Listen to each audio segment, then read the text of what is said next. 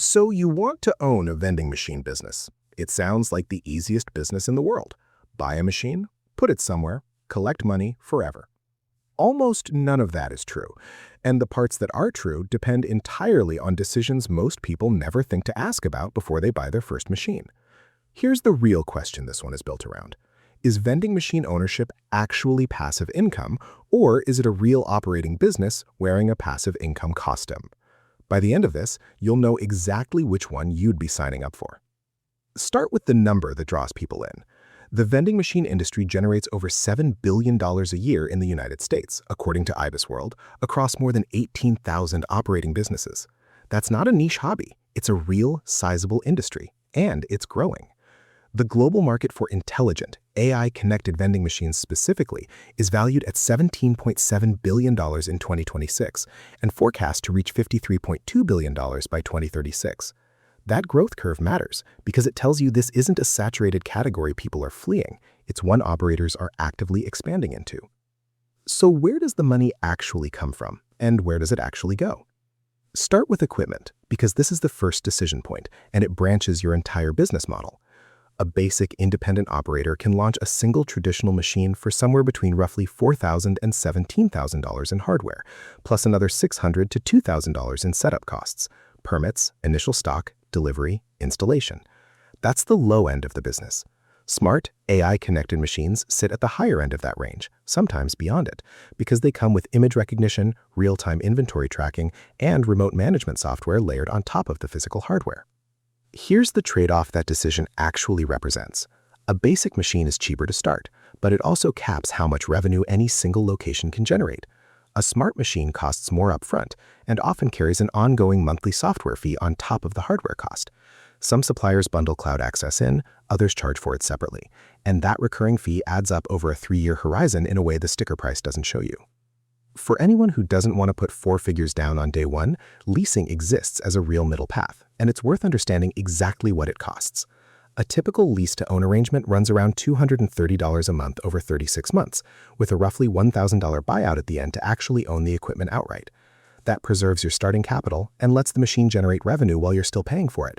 But do the arithmetic before you sign anything. $230 a month for 3 years is over $8,000, plus the $1,000 buyout, for equipment that might have cost you $4,000 to $17,000 in cash up front. Leasing isn't free money. It's a real financing cost, same as any other loan, and it only makes sense if the cash you preserved is doing something more valuable elsewhere in your business. What you get for that extra cost is real, though, not just a nicer screen. Smart vending machines increase profit margins by 20 to 30% through lower downtime, cashless payment adoption, and real-time restocking data that tells you exactly when a machine is about to go empty, instead of you finding out after it already has. In premium locations specifically, AI-equipped machines have shown 20 to 40% higher returns than traditional machines in the same spot, according to operator case data. The technology isn't a gimmick, it's a real lever, but only if the location underneath it can actually support the extra cost.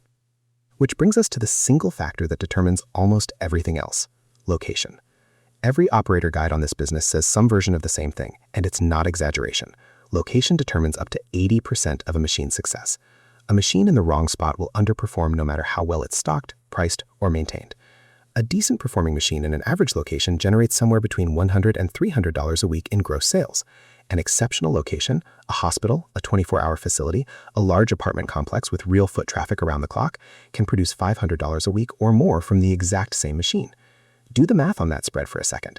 2 operators can buy the identical smart machine, spend the identical amount of money on it, and one of them makes 5 times the other's revenue, purely because of where the machine physically sits. That's not a small variable in this business. It's close to the entire business.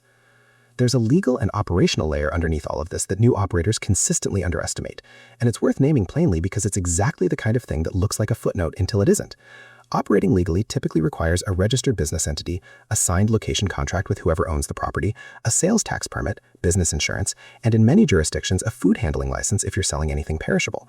None of that is expensive or complicated in isolation.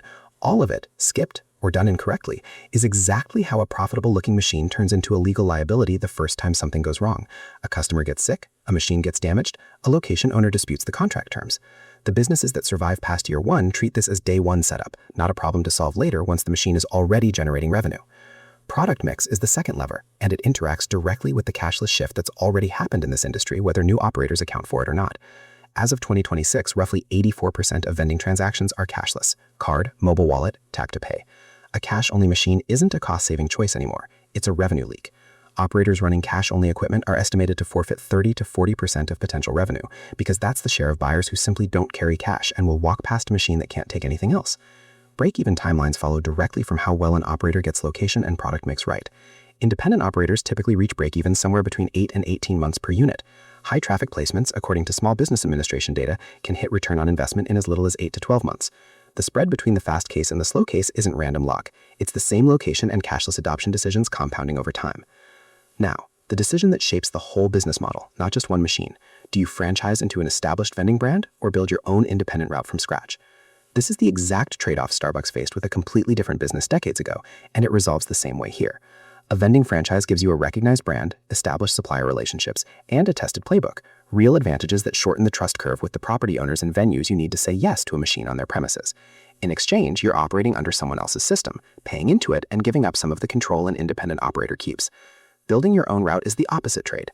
Lower barrier to entry, 100% control over your own locations, equipment choices, and pricing. It also means slower growth, and every location relationship is one you have to build yourself, with no established brand doing any of that convincing for you. Neither path is correct in general. The Starbucks lesson applies here directly. The question isn't which model is better, it's what you're actually trying to protect or optimize for. If speed of expansion and reduced personal risk matter more to you, the franchise path is the rational choice. If you want maximum margin per machine and you're willing to do the relationship building yourself, the independent route is the rational choice. Most people entering this business don't consciously make that choice at all. They just buy a machine because the entry costs look low and only discover which trade-off they actually picked once they're already living inside it. Now do the actual scaling math, because own a vending machine and replace your income with vending machines are two very different projects, and the marketing rarely separates them. Take a realistic mid-range machine, generating $200 a week in an average location, not the exceptional $500 case, the ordinary one. That's roughly $10,400 a year in gross sales. Subtract restocking costs, servicing, card processing fees, and the locations cut if you're paying a commission for the placement, a common arrangement, especially in good spots, and you're left with a real net profit margin, not the whole gross number. One machine, run well, is a legitimate side income. Replacing a full-time salary usually means building a real route of 10, 20, sometimes far more machines, each one carrying the same location quality and cashless adoption requirements as the first. That's not a criticism of the business. It's the same sounds passive is actually an operating business at scale reality that applies to almost every business this channel has ever covered. Here's where the passive income framing this entire industry sells itself needs a serious asterisk.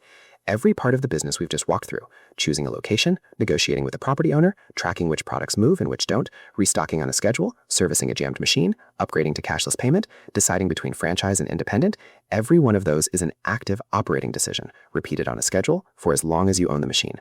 The income can eventually become fairly passive once a route is established, well located, and running smoothly. It is not passive on the way there, and treating it as if it already is from day one is exactly how new operators end up with an underperforming machine and no idea why. So here's the actual extraction, the honest version of so you want to own a vending machine business. This can be a genuinely good business. The growth numbers are real, the margin improvements from smart equipment are real, and the industry isn't shrinking. But it rewards exactly the same thing every other business in this channel rewards, getting a small number of specific decisions right deliberately, instead of assuming the category itself guarantees an outcome. Location first, cashless second. Franchise versus independent as a conscious trade-off, not a default. Get those three right, and the passive income the ads promise you eventually becomes real. Get them wrong, and you own a very expensive vending machine that mostly just sits there. If you're thinking about a business like this seriously and not just for the appeal of the ad, subscribe. This channel breaks down the real mechanics behind decisions like this one every time.